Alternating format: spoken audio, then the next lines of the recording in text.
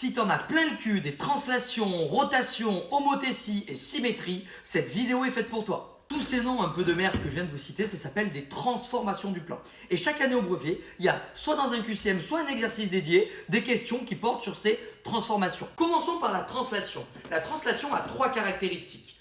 Un sens, une direction et une longueur. Si par exemple je considère la translation AB, cela veut dire que les 3 caractéristiques sont le sens, de A vers B, c'est pour ça que j'ai mis une flèche. La direction, c'est l'inclinaison du segment AB.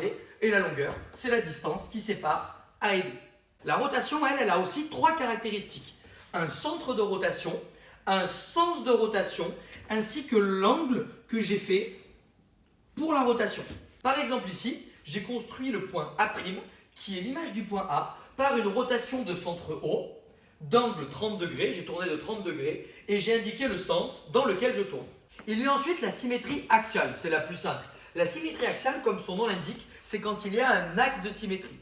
Si je veux construire l'image du point A par la symétrie d'axe, cette droite, il suffit que je trace la droite perpendiculaire à l'axe passant par A et que je reporte cette longueur ici et j'aurai le point A' qui est l'image du point A par la symétrie d'axe, cette droite-ci. On peut voir de la même manière la symétrie centrale. La symétrie centrale, c'est quand il y a un centre de symétrie, c'est-à-dire qu'on fait une symétrie par rapport à un point. Si ici je veux construire l'image du point A par la symétrie de centre, le point marqué par une croix noire, il suffit que je trace le segment qui passe par ces 2 points et que je reporte la distance de l'autre côté et j'aurai le point A', image du point A, par cette symétrie centrale.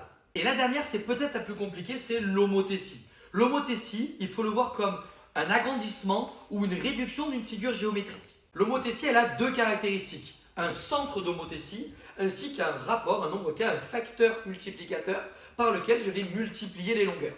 Ici, je décide de faire une homothétie de rapport 2 et avec le centre O. C'est pas compliqué, je me rends compte que la distance OB', c'est 2 fois la distance OB. Je me rends compte que la distance OA', c'est 2 fois la distance OA. Et regardez, le segment image A'B' du segment AB par cette homothétie, eh bien, 2 fois plus grand, je l'ai agrandi.